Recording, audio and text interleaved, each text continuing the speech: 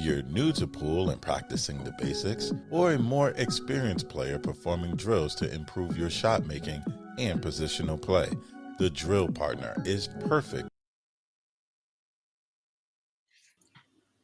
Mr. Panozzo, sir, how are you? Welcome back.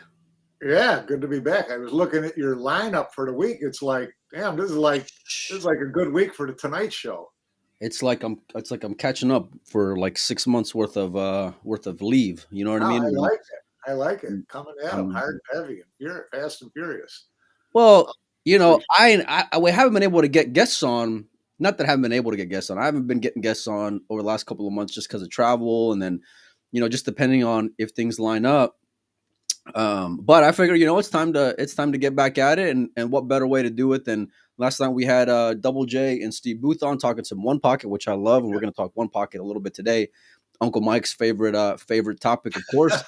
Uh, but I figured let's continue the trend of having Hall of Famers on. So we got Yeah. FGB that we're going to be welcoming in here in a minute. I got Feder later on this evening, Mike. I don't know if you're going to be around in the evening time for that one, but we'd love to have you on. Okay, I thought you had him on for like Wednesday or something. Or No. I got Nick Varner on Wednesday. We're actually going to be talking Buddy Hall. So I'm looking forward. Tomorrow is Shane Tyree and Savannah. I mean, Pink Dagger. Sophia. Yeah, Sophia. We got Sophia, the reigning junior world champion, right? Champ. Yeah. So, and Shane Tyree, that bum. So we're gonna have him on. And actually, I got some pretty tough questions for him. So, but don't give him a heads up, because I don't want him to start dodging. But let's bring on the man of the hour. He's got a big match coming up. I guess he needs no introduction. But SVB, welcome back to the show. How are you? Hello. Yeah. Have you recovered from Buffaloes yet? Yeah, I mean, it's been a long week at Buffaloes, and then I got home. I just pretty much went to bed, straight to bed. It took me a couple days just to get back to normal, but that was the grind, pretty much. Yeah. What's tougher, Buffaloes or Derby? Derby is actually pretty tough. Yeah, it's tough actually. Especially when I'm older. I can still do it. I'm capable of still winning. It's just that you just got to be well rested, and as soon as you lose your match, you got to go straight to bed, get some rest, get up in the morning, get some coffee, and then start the day. Yeah. Was that your first time out there at Buffalo, Shane? Yeah. Well, I was actually there last year to play in the small events with the 9-ball. Oh, that's right. One pocket event. I won both events last year. It was like a mini Buffalo. Tony was putting it on, right? Tony was hosting. Yeah. And but yeah, I mean, it's fun, Yeah. So I'm probably gonna go back next year, but we'll see. I was gonna ask that question if you were gonna go back next year, but why the delay? I guess, or not delay, but how come you haven't attended that big One Pocket event up until this point, Shane? This past year. What was the question? Like, how come you hadn't attended the event prior to last week? I wanted to give it a shot and see if I can win. It's tough asking because I'm going too high for the Calcutta. I went for 46,000 first pick in the Calcutta. I mean, I got to get third just to make a little bit of money, just to make a little profit. Yeah. And it's only $4,000 profit. And it's tough asking. I got to get third place just to make money. It's really tough asking. And, if I get second place, I'm making good money. If I win the tournament, I'm making really good money. So it sounds like a matchroom event, doesn't it, Mike? I mean, what am I missing here? Like the Calcutta, how much of yourself do you have? Well, I had stake horses, the back, right. So they both bought 46,000 together. Yeah. So my cut is only 50% profit. Yeah. I mean, it's really tough action. Was it a lot of pressure? It wasn't no pressure all week. I was just, doing my own thing, and I got to play all the right shots, and I I got to grind to win. And the longest match that I had there was probably, I think I had a match with wasn't it Chip Compton for 6 hours or something? Oh, was it? Okay. I can't remember. I can't even remember who I played. How about Jeremy and Scott? Are they still playing? Yeah. And then when I played Jeremy, he looked like he was tired, and I beat him 5-1. But I can tell in his face he was tired because he played a match before my match, our match. He played a 10.5 hour match. Yeah, wasn't that against Scott? Yeah, yeah. Yeah. He didn't get done. I think I heard that he didn't get done until 4 in the morning. Wow. Actually, I think it was closer to 7 because I talked to Was Jeremy it? last night. Yeah, I think it was closer to 7 a.m. by the time they got done. But let me ask you, do you think you got like a 10.5 hour match in the gas tank at this point of your career? If you were to play like a I, grinding one pocket session like that? I can do it. Yeah, of course. And we saw what he But did last year against Federer. I mean, those were some long days there.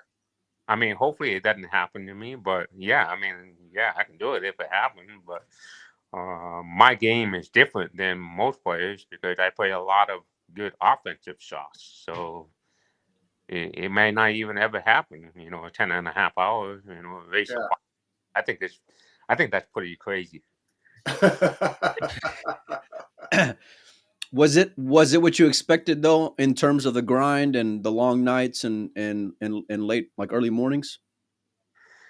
Yeah, I mean, it is what I expected. I knew this was going to happen, and this is the first time I ever played a one pocket tournament in a race of five, and I expected there's going to be a couple matches where it's going to be about 8 hours, but I didn't expect it was going to be 10.5 hours. Yeah. I think that's pretty crazy. Yeah. So there had to be some way just to avoid that, just like the Derby City rules, where there's a time limit. It can't go past maybe 5 or 6 hours, and then you got to start putting the balls on the spot, just like Derby City. I think 6 hours is a pretty good benchmark. Yeah, After 6, that I think that's fair. Where you're still kind of keeping true to playing the game of one pocket without it being because putting the balls up table or putting the balls back on the spot rather is a completely different game in my opinion. But I think 6 hours is but then more. it's Yeah, just my opinion. I don't care what they do, but it's just my opinion, and they gotta make some changes if you don't want to have matches at 10.5 hours, 8 hours, 6 hours. I don't know. There's got to be like a time limit. This is just too long, way well, too. you ended up getting third place, but you lost to I think it was Tony in the semifinal. You looked a little gassed by the time it was time to play that match, Shane. Yeah, I was tired. I just couldn't play the right shots. I couldn't play good defense, and Tony came out with some good offensive plays, and he made it. I played some bad shots. I played a lot of unforced years, and that cost me the match. That match right there cost me 35,000 for my cut. That's fucking brutal, man. Jesus, when you put it like that, So this I- way, I made a profit of $5,000 for all that work all week. I made a profit of $5,000. you If I sound would you have got the sound final, thrilled about it, Shane. my cut would have been 35,000. That's a big. That's wild. What do you got, Mike? What did Josh walk out of there with? I have no idea because I don't know what his percentage with the stake horses. So I'm assuming that he won the one ball one pocket tournament. He won the main event. I'm assuming that he probably went home with 75,000, Yeah. probably. Yeah. But he played great all week. So Yeah. Were you surprised to see him do so well playing one pocket out there, Shane, in those conditions? no, I wasn't surprised. I knew he was going to do well. He's a straight shooter and he banked good. And if you can bank good and run out good, you, shouldn't have any problem winning the tournament. Yeah. Would you be open to playing Josh a big set of one pocket, Shane? Probably not. Well, I'd say that. I like the First, question. I like the answer. let's back it up a little. First, he Okay. had to play me a set of 10 ball.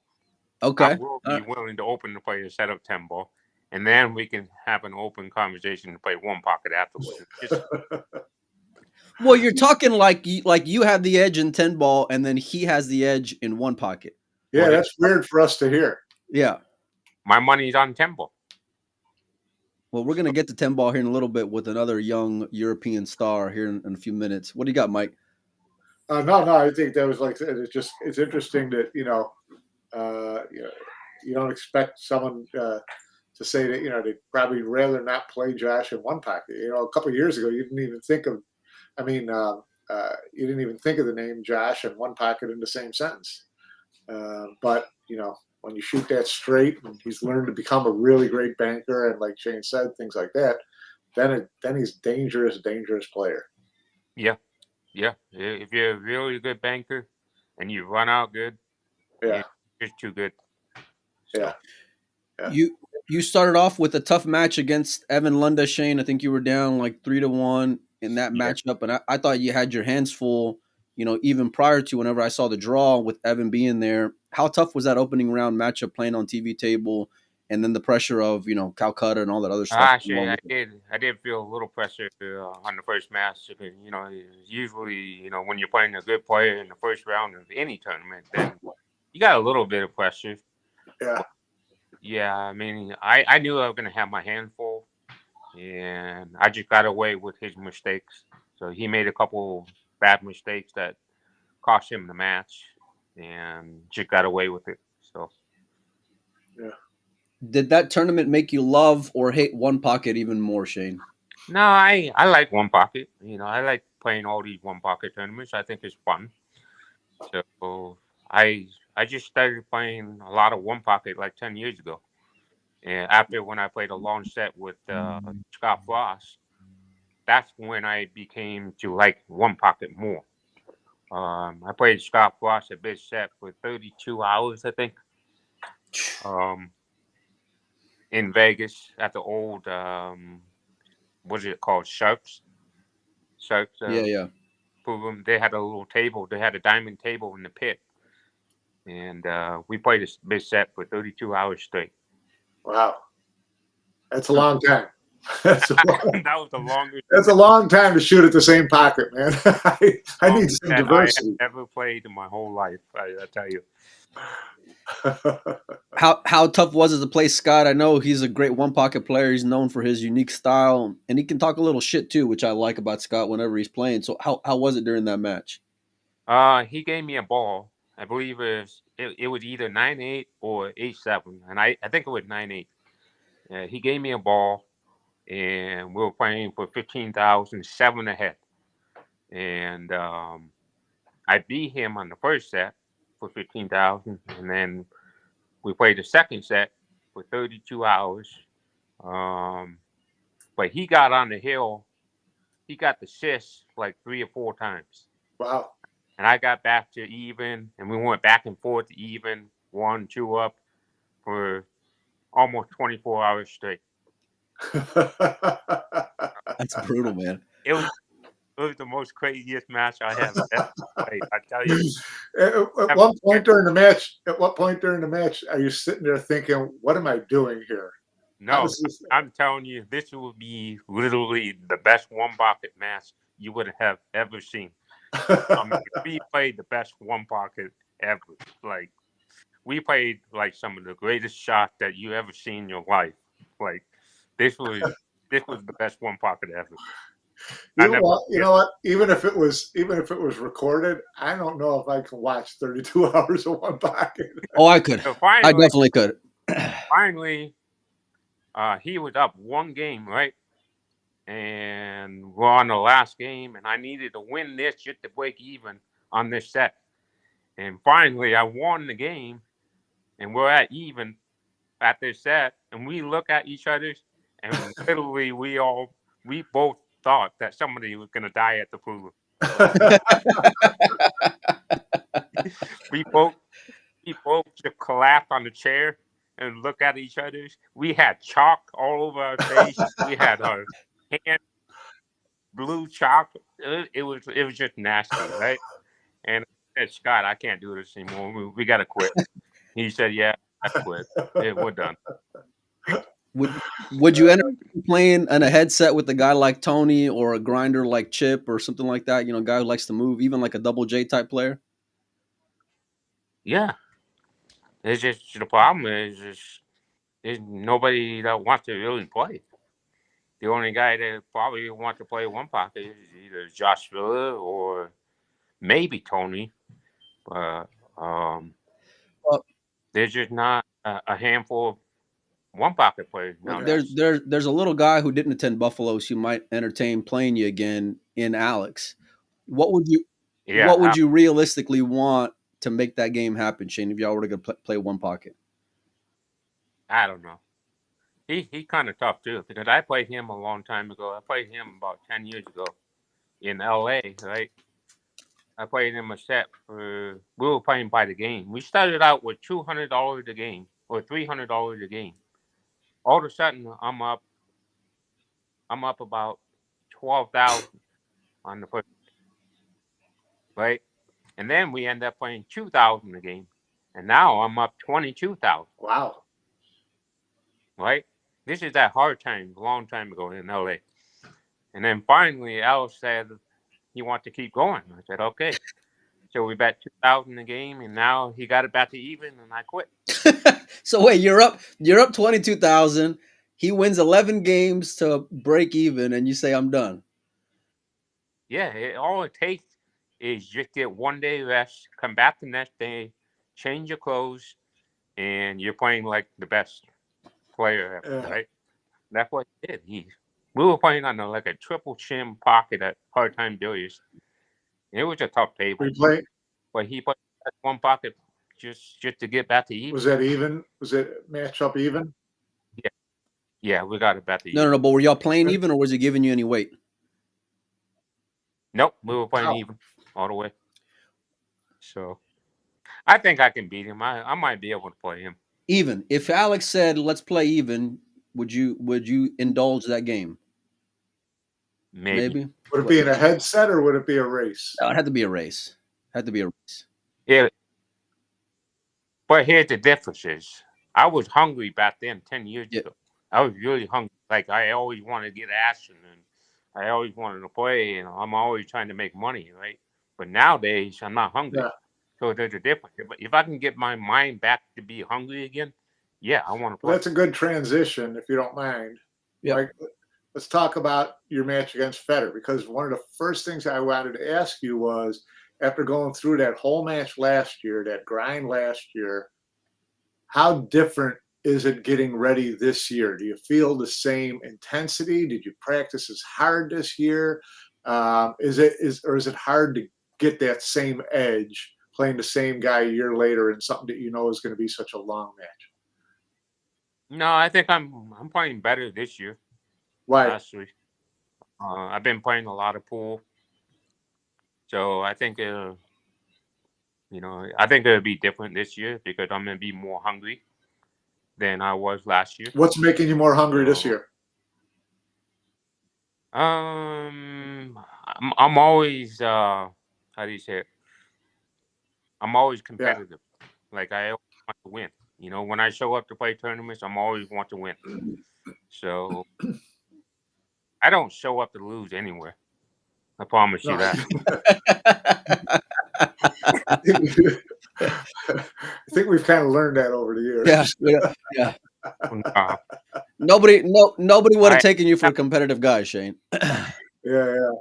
I was 7 years old. You know, nobody liked to lose. Yeah. So, you know, it's in my blood. This is a good transition for one of our questions that we got on a post that I made, and it's from Corey Beasley, and he says, if you could pick another profession aside from pool, what would it be and why?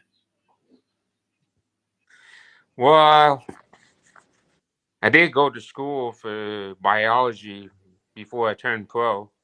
I went to school for 1 year, and I was going to be I wanted to be a game fishing parks. Wow.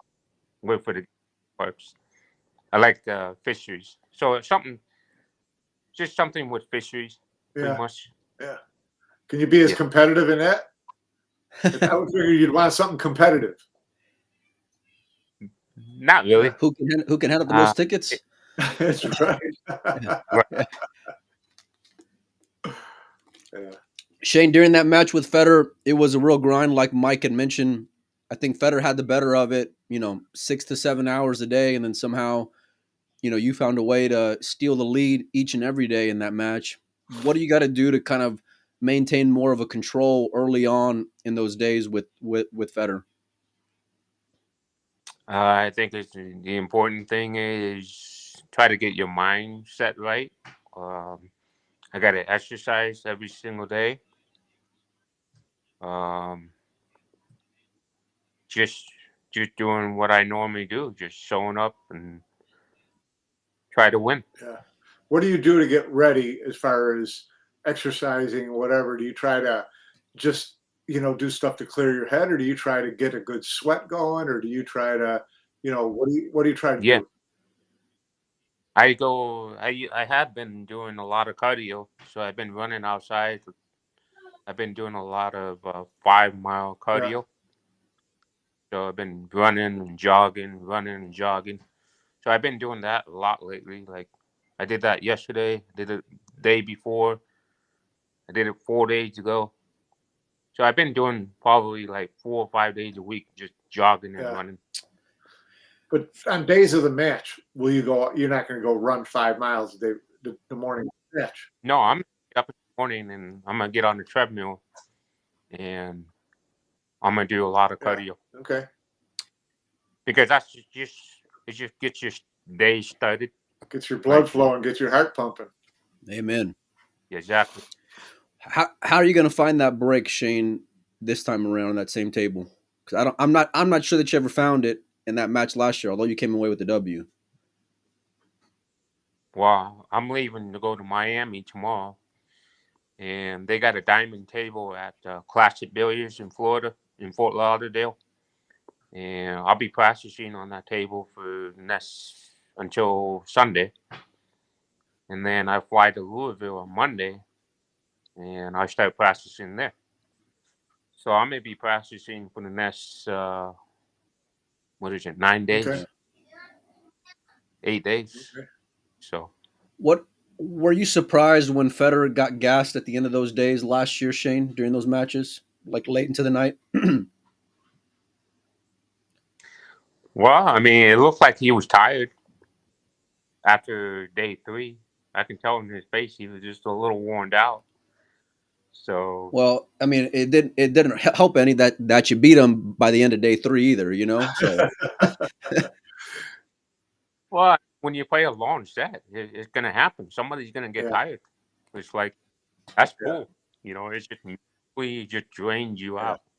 Like I've known to play these kind of sets for a lot of times in my whole career. Especially when I played Scott Frost.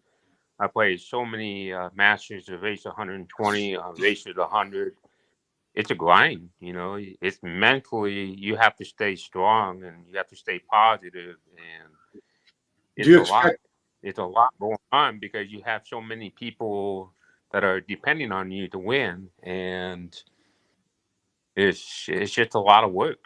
Like it's not easy. It's not easy for anyone. I promise do you you. expect him do you expect him to be better prepared this year? Oh yeah, yeah. I'm ready. I don't think he wants to lose to you, Shane. I think number one, he wants his money back, and two, I think he's got just as much competitive spirit as you do in Oh terms yeah. of hating to lose. Oh, I know him pretty well. I've known him the last 8 years. I know him pretty well. He's very competitive. He wants to win.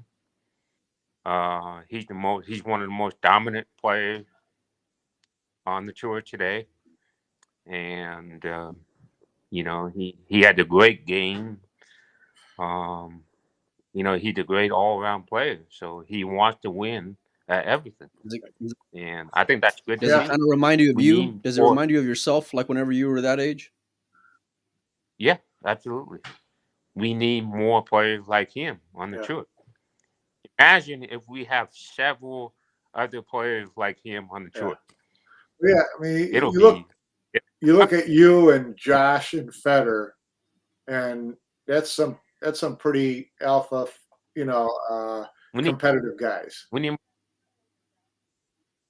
What I would like to see, I would like to see more American players being That's like wouldn't that. we all? Yeah. What Not many I can think of other than Yeah. me. what do you think separates you, Shane, from the rest of the pack in that regard? I think it's more have to be more dedicated. You have to be more dedicated. You have to be more hardworking. You have to have the right mentality. There's a lot more to it. You just gotta work Yeah. hard. You know, I know pool is not easy because it's really hard to make money, but if you can do it, you know, if you can put your time into it and spend as many hours as you can, especially for young players, and you know, you just got to get out there and just play 10 hours a day. I bet you Josh Filler is playing pool right now at his house, He's laughing, especially rolling when his he's at home. eyes. Yeah, because he's probably listening. He's probably watching. Yeah. You know, you have like that. After you win a tournament, you go back home. You want to play more pool. That's how I used to be when I was younger. Yeah. I always wanted to play pool every single day. I think when I was in my young days, you know, in my 20s, I was playing every single day. I probably missed maybe 10 days a year. Really? Yeah. Wow. And now? Now it's just too hard. It's just too hard on my Yeah. body. My shoulders are kind of getting worn out, and sometimes I feel a little pain in my shoulders, and just got to take a break. And Yeah. it's real hard, but I can still win. I mean, I can get out there and shoot the balls in, and Yeah. you know, I'm having fun with it. The most important thing is that the fact is I'm having fun with the game. Yeah. I'm not showing you much emotion when I lose, which is good, and I think that's Well, but important. you've been known to like get annoyed at times when you're down in a match, or maybe check out at times, body language wise. You know, we talked about that before, like during Mosconi Cups or whatever. Like, how do you mentally fight that off when you're playing, you know, a 10-hour match against Federer, or you know, a big grind of a tournament like Buffalo's? Yeah, I mean, when I lose, I mean, it's hard. It's hard to keep it to yourself, and I've been good with it, like just keeping it myself and trying to cool off. You know, it'll take probably like 30 minutes to cool off a little bit. You know, but it's really hard. Yeah. I mean, You know, especially after when I lose my match, and then you got people who want to take autographs on shirts and pictures. Like, I'm on. you just haven't had as much practice losing as some of us have, so we know how to handle it at this point. It's a sport. Pool is a sport. Yeah. It's competitive. Everybody wants to win. You know, and when we lose, we're trying to take control of it. Like it's real hard. Yeah, it is hard. It is hard. In terms of like big money rotation matches, Shane, where does Federer stack up against the top players that you played over the course of your career? Repeat that. Yeah, so please. in long money match rotation games, where does Federer rank in terms of your opponents over the course of your career? I think he's probably the best player in the world today. Yeah, other than Josh Filler. I would like to see Federer and Josh Filler. Okay, well, it's funny you mentioned that because I was going to ask you, if they do play, let's say 9-ball is a game, who would you be betting on, Shane? That's a hard one. No. We need answers over here. What about 10-ball? A little easier on 10-ball? As far as shot making ability, is gonna have to be with Filler, pretty much. Yeah. So, yeah, I'm gonna have to go with Filler. Yeah. I think in 10-ball, Federer's got the edge. In 9-ball, I think it's Josh. I think it's a really close and really tough game either way. Yeah, depending on the game. So if we're looking at an all-round game, Okay. that's going to be a really coin flip. If we're looking at 9 ball, it's going to have to be filler. If we're looking at 10 ball, it's going to have to be better. If we're looking at one pocket, it's almost a coin flip. And if we're looking at bank pool, flip a coin. I'm gonna have to go with better. Yeah. So pretty, if they played all four, it would be pretty even money, all four. I think it's pretty much even all the way down. Okay. What about you versus filler in an all around type game? All around, no. Maybe 10 years ago. No, you wouldn't have any interest in entertaining that. No, I can't. I can't bank the ball like I used to. I mean, I can get the feel of it for 1 week. Like maybe Derby City. I'm banking pretty good, but I'm not banking good enough. So I can't do it. Does playing these like gaffy type games like a bank pool or one pocket, does that take you out of any kind of rotation stroke for you? No, you have to be a good all-around player to be the best in the world. Yeah. Joshua Filler is one of the best in the world. Federer is the world champion because he's a good all-around player. You have to be a good all-around player because there's a lot of shots and rotation that you need to do. There's a lot of good safety that you need to do. And in order to do that, you have to be a good all-around player. Yeah. 100%. How mentally tough is a guy like Josh to go and play? Josh is a complete animal. Like he doesn't talk to anybody. He just shows up and wins tournaments. It kind of reminds me of a Shane Van Boning, kind of keeps to himself and just goes and snaps it off. I was young and everything.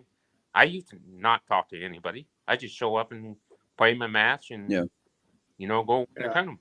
Yeah. So it's just a whole different mentality thing that I respect Joshua for the game. That's great. That you're winning. Yeah. So it's all because what he does. He liked to keep it to himself and not interact with the players very often. And he just shows up to win. That's what you got to do. Interesting. I just know how it is because I see him every tournament. Yeah.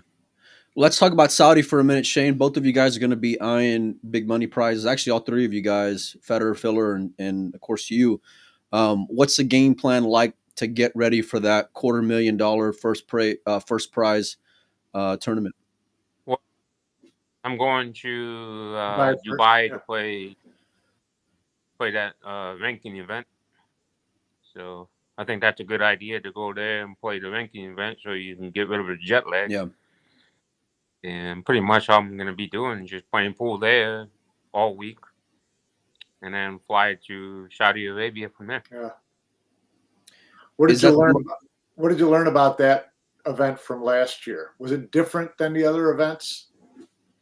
It just seemed like there was more pressure all around the room there. Yeah, there's a lot. I can see in a lot of people's faces or players' faces that there was a lot of emotion going on in a lot of players. Everybody was there trying to win the tournament.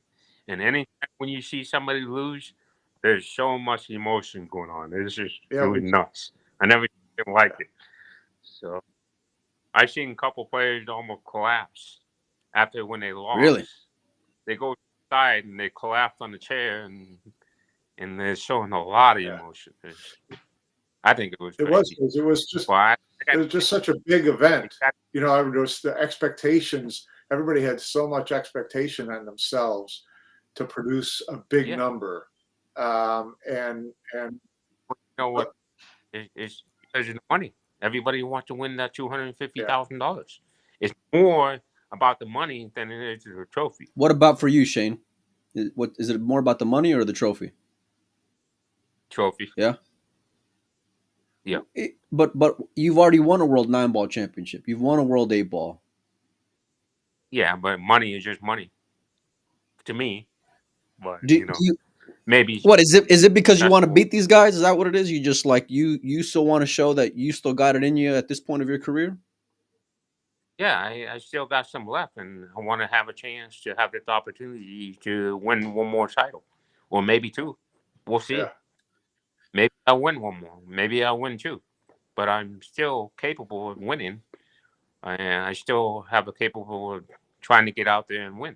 And I'm competing with these guys. I might be in my prime today, so we'll see. Well, That's kind of that scary to think about.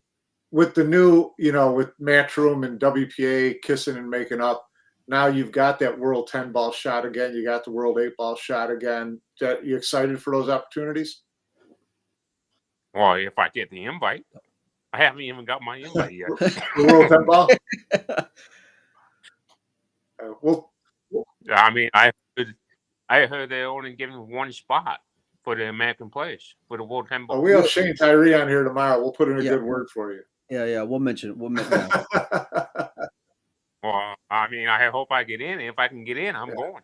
Yeah. For sure. I want to play all the World Championship. I want to play all the major events around the world. That paying $100,000. I want to go to Qatar, Doha. 10 ball is my game. That's the tournament, right? That's $100,000 for first. I want to have a chance to win that one. That was a tough one. I think Maciel won that one last year. That kid's playing Unreal Pool right now. Let me ask you this, Shane. If you had a choice between winning World 9-ball, World 10-ball, or your 6th US Open? I think I got to go with the US Open. That's what I would have guessed. Yeah. Yeah, I would love to get the U.S. Open one more time. I can't believe Federer jumped that ball in. You're over it all these months later, huh? I play the best safety there is. Right? That's it. Jumped and he hit the ball in. This is my favorite part of interviewing players. It's like because he's they right have long memories, man. Yes. They have long memories. The score should have been 9-9 from there. And then I'm breaking the balls and probably going to break and run the game and put more pressure on him. Instead, he put more pressure on me because he shit the ball in. I'm telling you, jump cues are not. They haven't been working out for me in the last year. Cost me a lot of money in the last year. You've won a few bucks with some jumps too. Well, I've seen in the past. Ironically enough, that jump cue probably is what won you the match. Well, as far as Federer's jump cue won you the match, I feel like in that 10-ball match last year in Louisville, because at the end it was a couple of big jumps that he missed or fouled on that where you stole crucial games to end up winning the whole set outright. Yeah, he did. He did miss an easy jump one. It was like a 90% jump for him to make the ball, but he missed the whole ball. He didn't even. He jumped the cue ball off the table. Yeah. But I guess that happened. The pool would be real funny. You play some good safeties, and all of a sudden you take the jump cue and you get away with it. It happens. I won't bring up the World Championship against Pinyi Ko. He made a couple jump shots in that match. That one cost me the World Championship right there. For sure. Yep. What else do you have left to prove, O'Shane, like in terms of like whether it's action matches where everyone's still kind of chasing you, like the likes of Federer and Filler and Alex, or big tournaments? I mean, do you have anything that you just have to get out of the way before you hang it up? No, I mean I pretty much won every single tournament there is. So I mean, right now I'm just going out there to have fun and just enjoying my time and interacting with people, and I got fishing on my side, which that's great. I got to have some balance in my life, and so I'm getting older, and I realize that, and it's one of these days I'm gonna have to hang it up because I can't win. I'm not gonna be able to play if I know I can't win. Yeah. Do So it's not gonna happen for me. Do you have any One like of these days, retirement plans or anything to kind of to do after you play pool, Shane? Is that already like entered your thought process at all? I did I did do some thoughts like maybe I'm gonna do like a lot of coaching, like coaching sessions. Thought about doing that in Okay. Texas. There's a lot of fan base in Texas where a lot of people want to play pool, learn how to play pool better. I could potentially move down there and give a lot of lessons. So I think I can do well doing that. I'd be more happy to help people with their games, and I'd be willing to do that part Yeah. time. And I think it would be more fun to do that. Yeah. Mitch in the comments says, talk to him about the Boston Open. You played Ultimate Pool USA recently and ended up doing pretty well in there. What's the future looking like getting back on the bar table? I love 8 ball, so I think 8 ball is like the best game as far as for strategy and you know breaking out the clusters, and I think 8 ball is the most popular game around the world, and so I like to play 8 ball. So if there's an opportunity to play 8 ball tournaments, yeah, I'm gonna be there. Yeah. Nice. Can anybody get action on the bar table, Shane? More importantly. I don't think so. If anybody want to play me 8 ball on the bar table, yeah, I'd be down. Yeah. Not going to get a lot of takers at a bar table, I don't think. What's the next couple of weeks look like for you, Shane, leading up to Federer and the World Championships? I got to go to Miami, and then I got to go play Feather, come back home, take a break, and then I go to Middle East, and then from there it goes to Seattle to play the Down Weird Nice. 9 ball Right. tournament. And from there I go to Florida Open, Florida to Virginia Shane Wolfers tournament, and then the Atlanta City for the U.S. Open, and then possibly the Texas Open, and then hopefully the World 10 Ball in September in Vietnam. And then from there, I don't know what I'm gonna do after that. So Probably want to come home and do some laundry at that point. yeah, it's gonna be a long road. It's gonna be a long summer Yeah, for sure. it sure is. Mike, you got anything else before we get out of here, Mike? No, that was great. It was great. It was really entertaining. Enjoyed it. All right, Shane, I want to get you out of here on this, Shane. Give me your prediction for the score against Federer. If I'm gonna win, it's gonna be 120. I'm breaking better now, so if I'm gonna win, it's gonna be 120 to 105.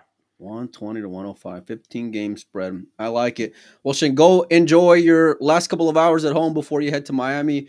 I appreciate you for stopping by. I'm going to chat with Mike here for a little bit before we get out of here. But it's always a pleasure having you on, Shane. Mike, you got anything else, buddy? No. Good to see you. Good luck down in Florida, and good luck with Federer. And can't wait for the World Championship. All right, buddy. Appreciate it, Shane. Sound good. Thank you, pal. See you later. Well, Mike, what do you think? That was fun. He's so entertaining when he just opens up, because he'll just come up with stuff that you didn't think was coming. All of a sudden, something come out of left field, a story, or his honesty about his chances against other people in certain games, things like that. He doesn't throw any BS at you. He tells the way he feels. Always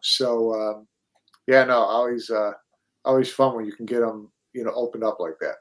It's taken some time, Mike. I can remember interviewing him the first time out there in Vegas at the Rio some years ago, and to kind of be where we are now is awesome. And I love the candidness of him, and especially when he does like be more true to himself with the shit talking and the joking and the and then like you mentioned, the honesty in terms of where he's at versus another player. Because Other guys will be a little bit more humble or kind of be a little bit more quiet in terms of their game to like get a better game when it comes to gambling.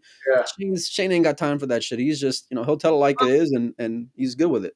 It's part of what he talked about with, you know, him becoming more accepting as he gets older of where he's at mentally, where he's at physically, where he's at, you know, as far as the games go, things like that. He's just more honest with himself, and you can tell he's more laid back than he was in the past. You know, he can still work as hard as anybody and dial himself up for a big match, no doubt about that. But he doesn't have that 24/7, 365 always on mode anymore. He realizes that, and I think that's kind of allowed him to step back and also be a little more open with his feelings and a little more casual about his attitudes towards, you know, something a little more uh, uh, uh, admiring of other players, things like that. You just see a lot of you know, maturity and not resignation, but just getting to that point in his career where it's like, you know, I don't have enough time to have a lot to be wound too tight anymore. It's just Yeah.